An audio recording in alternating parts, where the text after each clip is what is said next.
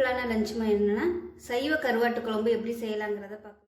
காஞ்ச கத்திரி வத்தில் போட்டு இன்றைக்கி வந்து ஒரு புளி குழம்பு இல்லை வத்த குழம்பு எப்படி வேணாலும் வச்சுக்கலாம். ஸோ அந்த குழம்பு தான் இன்றைக்கி பண்ணியிருக்கேன். கருவாட்டு குழம்பு மாதிரி டேஸ்ட்டு சூப்பராக இருக்கும். சூப்பரான சைடிஷ் பார்த்தீங்கன்னா உருளைக்கிழங்கு பொடிமாஸ் பண்ணியிருக்கேன். டேஸ்ட் நல்லா அட்டகாசமாக இருக்கும். அது தக்காளி ரசம். விருப்பப்பட்டால் நீங்கள் முட்டை ஆம்லேட்டு அப்பளம் வச்சுக்கலாம். பொதுவாகவே காரக்குழம்பு புளிக்குழம்பு எல்லாத்துக்குமே முட்டை ஆம்லேட்டு அப்பளம் இல்லை துவையல் இதுதான் வந்து நல்ல காம்பினேஷனாக இருக்கும். ஸோ உங்கள் விருப்பத்துக்கு தகுந்த மாதிரி நீங்கள் எது வேணாலும் வச்சுக்கலாம். இப்போ இந்த லஞ்ச் மெனு எப்படி செய்யலாங்கிறத பார்க்கலாம். இப்போ ஒரு குக்கர் எடுத்துக்கலாம். இதில் வந்து நம்ம நல்லெண்ணெய் சேர்த்துக்கலாம். நல்லெண்ணெய் சேர்த்திங்கன்னா தான் நல்லாயிருக்கும். எண்ணெய் சூடானதும் கொஞ்சமாக வெந்தயம் சேர்த்துக்கலாம். அதோட சோம்பு வந்து கொஞ்சமாக சேர்த்துக்கலாம். இதோட ஒரு டீஸ்பூன் கடுகு சேர்த்துக்கலாம். 2 வரமிளகா சேர்த்துக்கலாம். கடுகு சோம்பெல்லாம் நல்லா பொரியும். இதில் கொஞ்சமாக பெருங்காயம் சேர்த்துக்கலாம். பெருங்காயம் சேர்த்துட்டு ஒரு பச்சை மிளகாய் கீழே சேர்த்துக்கலாம். ஒரு கைப்பிடி அளவுக்கு வெங்காயம் பொடியாக நறுக்கினதை சேர்த்துக்கலாம். நாளைக்கு பெரிய வெங்காயம் தான் சேர்த்துருக்கேன். இது பதிலாக சின்ன வெங்காயம் சேர்த்திங்கன்னா டேஸ்ட் பார்த்திங்கன்னா நல்லாயிருக்கும். எப்பயுமே இந்த மாதிரி காரக்குழம்பு வத்த குழம்புலாம் பண்ணும்போது சின்ன வெங்காயம் சேர்த்திங்கன்னா அது ஒரு தனி டேஸ்ட்டு கொடுக்கும். பெரிய வெங்காயத்தை விட அவசரத்துக்கு பெரிய வெங்காயம் யூஸ் பண்ணிக்கலாம். மற்றபடி சின்ன வெங்காயம் யூஸ் பண்ணுறது தான் நல்லாயிருக்கும். இப்போ வெங்காயம் நல்லா வதங்கிட்டு இருக்கு. இந்த ஸ்டேஜில் பார்த்தீங்கன்னா கத்திரி வத்தல் எடுத்திருக்கேன். அதாவது கத்திரிக்காய் வந்து அவிச்சு விட்டு வெயிலில் காய விட்டு இந்த மாதிரி நல்லா வத்தல் மாதிரி காய விட்டு எடுத்து வச்சுக்கிட்டோம்னா நல்லா ஒரு வருஷத்துக்கு நல்லா யூஸ் பண்ணிக்கலாம். இப்போ நான் அந்த மாதிரி கத்திரி வத்தல் தான் எடுத்திருக்கேன். இதை வந்து நல்லா அலசிட்டு எடுத்து வச்சுருக்கேன். இந்த கத்திரிக்காயை வந்து நம்ம எண்ணெயில் போட்டு நல்லா வறுத்துக்கலாம். அப்போ தான் நல்லா டேஸ்ட்டாக இருக்கும். நல்லா முறுமுறுப்பாக வறுக்கணும். இந்த வெங்காயம் வதங்கையில் இந்த கத்திரிக்காயும் சேர்த்து எண்ணெயில் வதக்கிக்கலாம். தக்காளி போடுறதுக்கு முன்னாடியே நம்ம அதை வந்து வதக்கிக்கணும். அப்போ தான் வதங்கும். தக்காளி சேர்த்துட்டோம்னா அது ஈரத்தோடு வதங்காது. இப்போ இது வதங்கட்டும். கத்திரிக்காய் வறுபட்டுக்கிட்டு இருக்கும்போது நல்லா ஒரு கைப்பிடி அளவுக்கு பூண்டு வந்து அப்படியே முழுசாக சேர்த்துக்கலாம். கத்திரிக்காய் வந்து நல்லா வதங்குச்சுன்னா தான் வேகும். சரியாக வறுபடலைன்னா வேகாது. அதனால் நல்லா வறுக்கணும். இதில் வறுக்கிறது தான் ரொம்ப முக்கியம். இப்போ பாருங்கள் கத்திரிக்காய் நல்லா வறுபட்டுருச்சு. நல்லா ஒரு 10 நிமிஷமாக நல்லா வறுத்துட்டேன். இப்போ வந்து நம்ம குழம்பு பொடி சேர்த்துக்கலாம். இந்த குழம்பு பொடி எப்படி செய்கிறதுங்கிற வீடியோ வந்து நான் ஏற்கனவே போட்டிருக்கேன். வேணும்னா நீங்கள் அதை செக் பண்ணி பார்த்துக்கோங்க. இந்த குழம்பு பொடி தான் நான் யூஸ் பண்ணுறேன். ஏன்னா நிறைய பொடி வீட்டில் வச்சுருக்கிறதுனால எனக்கு தெரியாது எந்த பொடின்னா, அதனால் வந்து பேர் போட்டு ஒட்டி வச்சுருக்கிறேன். இதிலேருந்து ஒரு 3 டேபிள் ஸ்பூன் சேர்த்துருக்கேன். நார்மலாக வந்து நான் 3 டேபிள் ஸ்பூன் யூஸ் பண்ணுவேன் குழம்புக்கு. அந்த அளவு தான் சேர்த்துருக்கேன். காரம் மட்டும் இதில் கொஞ்சம் கம்மியாக இருக்கும். அதனால் உங்களோட காரத்துக்கு தகுந்த மாதிரி நீங்கள் மிளகாத்தூள் வந்து சேர்த்துக்கோங்க. நான் வந்து 1 டேபிள் ஸ்பூன் சேர்த்துருக்கேன். ஏன்னா அதுலேயும் கொஞ்சம் காரம் இருக்குது. எக்ஸ்ட்ரா காரத்துக்கு கொஞ்சமாக சேர்த்தா போதும். இது வந்து எண்ணெயில் லேசாக ஒரு 2 பரட்டிக்கலாம்.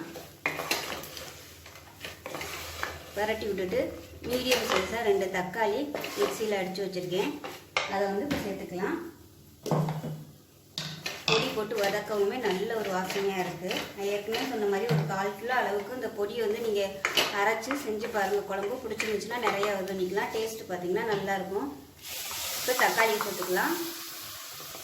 சேர்த்துட்டு நல்லா எண்ணெய் பிரிஞ்சு வர அளவுக்கு வதக்கணும். பக்கத்தில் தண்ணி வந்து ஒரு 3 டம்ளருக்கு சூடு பண்ணி வச்சுக்கோங்க. இப்போ இதில் பார்த்தீங்கன்னா அரிசி களைஞ்ச தண்ணியில் வந்து கொஞ்சமாக புளி ஊற வச்சுருக்கேன். நான் வந்து ரசத்துக்கும் சேர்த்து தான் புளி ஊற வச்சுருக்கேன். அரிசி களைஞ்ச தண்ணி வந்து லேசாக சூடு பண்ணிவிட்டு புளியை போட்டிருக்கேன். ஏன்னா அப்போ தான் புளி வந்து சீக்கிரமாகவும் ஊறும். நல்லா புளிஞ்சோம்னா அந்த சாறு வந்து நல்லா இறங்குங்கிறதுனால லேசாக சூடு பண்ணிவிட்டு ஊற வச்சுருக்கேன். இது வந்து எண்ணெய் பிரிஞ்சு வரட்டும். இப்போ தக்காளி எல்லாமே நல்லா வதங்கிருச்சு. எண்ணெய் வந்து நான் கம்மியாக ஊற்றிருக்கேன். அதனால் வந்து எண்ணெய் பிரிஞ்சு வரலை. அடியில் வந்து பிடிக்கிற மாதிரி இருக்குது. விருப்பப்பட்டால் நீங்கள் எண்ணெய் வந்து கொஞ்சமாக சேர்த்துக்கலாம். அப்படி இல்லைன்னா தண்ணி ஊற்றி கொஞ்சம் நல்லா கொதிக்க விட்டுக்கோங்க. இப்போ வந்து நம்ம சுடு தண்ணி சேர்த்துக்கலாம். ஒரு 2 டம்ளருக்கு சுடு தண்ணி சேர்த்துருக்கேன். புளி தண்ணி வேறு ஊற்றணும். அதனால் மொத்தமாக தண்ணியை ஊற்றிட வேணாம். இதை கலந்துட்டு இப்போ புளி தண்ணி சேர்த்துக்கலாம். இப்போ புளிப்பு டேஸ்ட்டுக்கு தகுந்த மாதிரி புளி தண்ணி சேர்த்துக்கலாம். நான் வந்து ஏற்கனவே கரைச்சி வச்சுருக்கேன். கொஞ்சமாக ஊற்றிக்கிறேன். இந்த தண்ணியில் வந்து ரசம் வச்சுக்கலாம். இப்போ இது வந்து இன்னுமே நல்லா திக்காக தான் இருக்குது. இன்னும் கொஞ்சம் தண்ணி சேர்த்துக்கலாம்.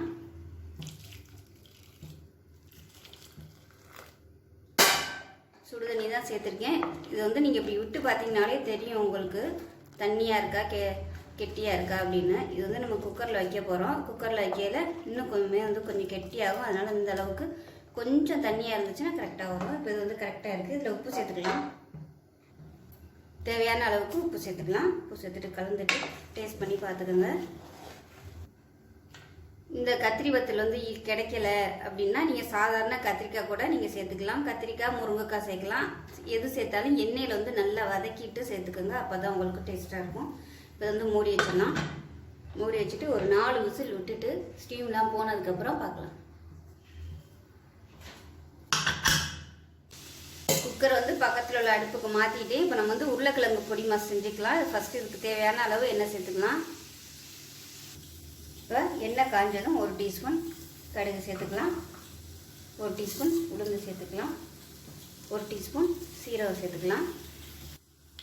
1 கைப்பிடி அளவுக்கு கடலைப்பருப்பு சேர்த்துக்கலாம். நான் வந்து கருவேப்பிலை சேர்க்கலை, என்கிட்ட இல்லாதனால நான் கருவேப்பிலை சேர்க்கலை. இருந்தால் நீங்கள் சேர்த்துக்கோங்க. இது எல்லாமே நல்லா பொரியட்டும். இப்போ இதில் பொடியாக கட் பண்ண ஒரு 4 பச்சை மிளகாய் சேர்த்துக்கலாம். காரத்துக்கு பச்சை மிளகாய் மட்டும்தான். இது கூடவே 1 கைப்பிடி அளவு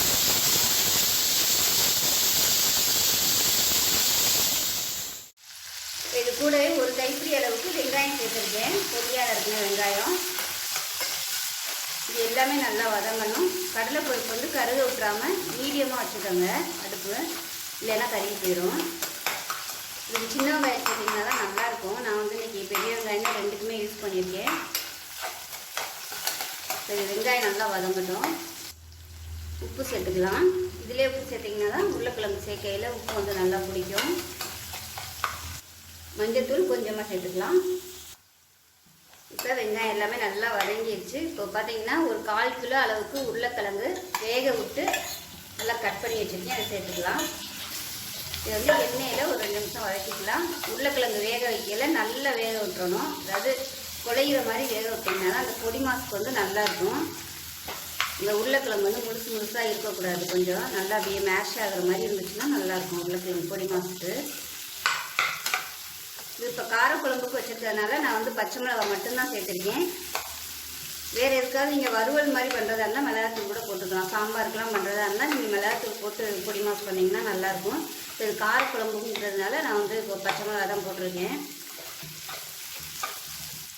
இப்போ இது வந்து எண்ணெயில் நல்லா வறுபடணும். அப்போ தான் நல்லாயிருக்கும். அப்பப்போ உருளைக்கிழம்பு வந்து நல்லா இந்த மாதிரி உடச்சி விட்ருங்க. உடச்சி விட்டுட்டு அடுப்பு வந்து நல்லா குறைச்சி வச்சுட்டு மூடி வச்சிடலாம்.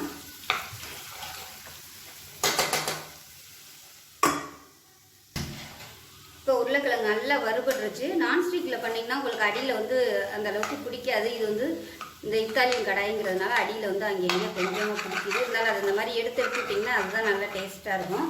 இதில் வந்து நான் பூண்டும் பெருங்காயமும் போடலை. விருப்பப்பட்டால் நீங்கள் சேர்த்துக்கலாம். நான் வந்து யூஸ் பண்ணல.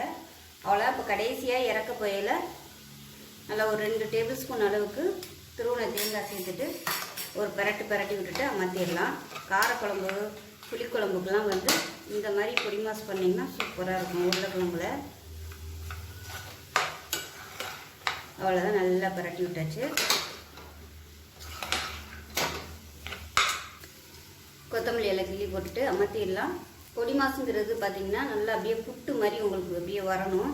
உதிரியாக இருக்கக்கூடாது. பாருங்க, இந்த மாதிரி இப்படி பந்து மாதிரி வரணும். உதிரியாக இருக்கக்கூடாது. ஒன்று சேர்ந்தால் ஒன்று சேர்கிற மாதிரி வரணும். அப்போ தான் பொடி மாசுக்கு வந்து நல்லாயிருக்கும். அவ்வளோதான். இப்போ வந்து இறக்கிடலாம், அமர்த்திடலாம். அருமையான பொடி மாஸ் ரெடி. இப்போ நம்ம ரசம் தாளித்து விட்டுறலாம். கடாயை வச்சுருக்கேன், சூடாகட்டும். இதில் பார்த்தீங்கன்னா புளி தண்ணி வந்து மிச்சம் இருந்துச்சு. அதில் வந்து தண்ணி ஊற்றி வச்சுருக்கேன். இந்த அளவு தான் நான் ரசம் வைக்க போகிறேன். இதில் பார்த்தீங்கன்னா நான் வைக்கிற ரசத்துக்கு தேவையான அளவுக்கு எவ்வளோ தேவையோ அந்த அளவுக்கு மல்லி, சீரகம், மிளகு, பூண்டு, பச்சை மிளகா, கருவேப்பிலை, கொத்தமல்லி, பூண்டு எல்லாமே சேர்த்து நச்சு வச்சுருக்கேன். கடாய் நல்லா சூடாயிருச்சு. ஒரு டேபிள் ஸ்பூன் எண்ணெய் விட்டுக்கலாம்.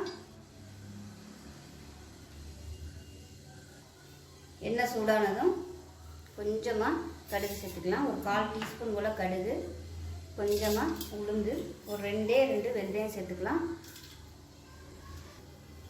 கடுகு, உளுந்து, வெந்தயம் எல்லாமே பொரிய ஆரம்பிக்குது. இதில் வந்து ஒரு 3 வரமிளகாய் சேர்த்துக்கலாம். கொஞ்சமாக கருவேப்பிலை சேர்த்துக்கலாம். நம்ம தக்காளி சேர்த்துக்கலாம். மீடியம் சைஸாக ஒரு தக்காளி சேர்த்துருக்கேன். அதாவது ரசம் வந்து எவ்வளோ நீங்கள் வச்சு பண்ணிங்களோ அதுக்கு தகுந்த மாதிரி சேர்த்துக்கோங்க. நான் வந்து கொஞ்சம் தான் யூஸ் பண்ண போகிறேன். அதனால் ஒரு தக்காளி மட்டும்தான் போட்டிருக்கேன். மஞ்சத்தூள் கொஞ்சமாக சேர்த்துக்கலாம்.